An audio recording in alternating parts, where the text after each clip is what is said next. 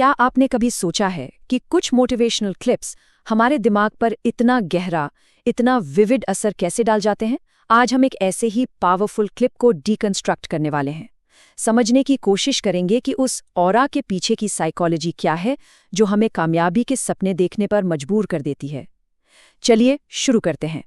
तो कहानी शुरू होती है बस एक लाइन से, एक बार ये ऑरा फील करो।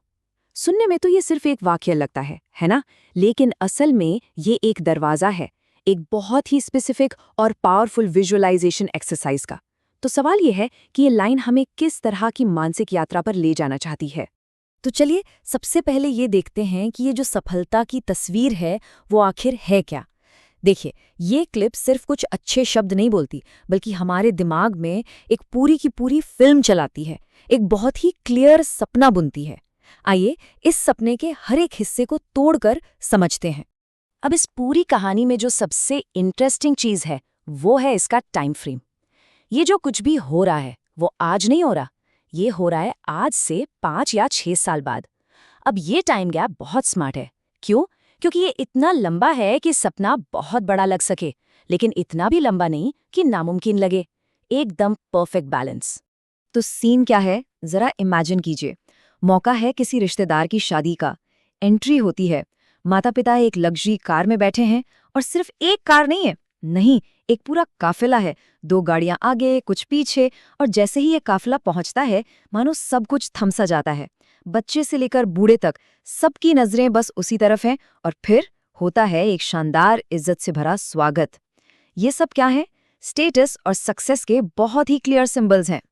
तो ये तो हो गई तस्वीर, लेकिन सवाल ये है कि ये इतनी पावरफुल क्यों लगती है। यहीं पर आता है मनोविज्ञान का खेल। ये सिर्फ एक सपना नहीं है, ये एक बहुत ही क्लेवरली डिजाइन्ड कहानी है। अब हम समझेंगे कि इस मैसेज के पीछे कौन सी साइकोलॉजिकल टेक्निक्स काम कर रही हैं। सबसे पहली technique, and it's a classic, है विजुअलाइजेशन, मतलब किसी चीज को मन में देखना। ये क्लिप हमें सोचने के लिए नहीं कहती, ये हमें एक बनी बनाई सुपर डिटेल्ड सीन देती है।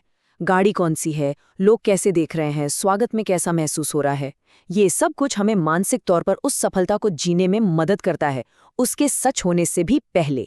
और दूसरी चीज है सोशल प्रूफ। ये एक कमाल का साइकोलॉजिकल कॉन्सेप्ट है। जब क्लिप में कहा जाता है कि बच्चे से लेकर बूढ़े तक सब देख रहे होते हैं, ये सीधा सीधा इसी का इस्तेमाल है। मतलब जब इतने सारे लोग आपकी कामयाबी को मान रहे हैं, उसे सराह रहे हैं, तो हमारा दिमाग भी मानने लगता है कि हाँ, ये सपना सच में पाने लायक है। ठीक है, तो टेक्निक्स तो समझ आ गई, विजुअलाइजेशन, सोशल प्रूफ, लेकिन आखिर ये इतना असर करती क्यों है? असली वजह क्या है? और इसका जवाब ये है कि ये तकनीकें हमारी कुछ बहुत ही गहरी, बहुत ही बुनियादी इंसानी ख्वाहिशों को सीधे सीधे टारगेट करती हैं।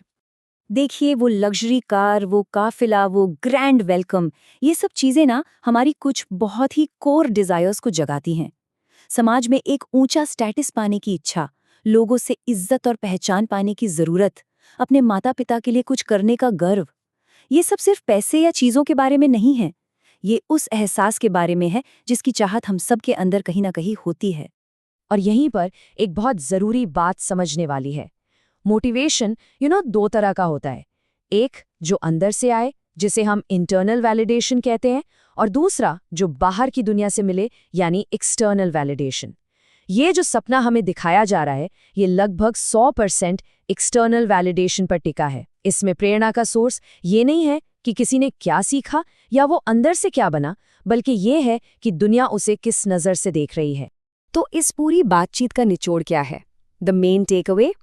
चलिए, अब तक हमने जो कुछ भी देखा है उसे एक साथ जोड़कर देखते हैं कि इस पूरी कहानी की असली पावर कहाँ छिपी है।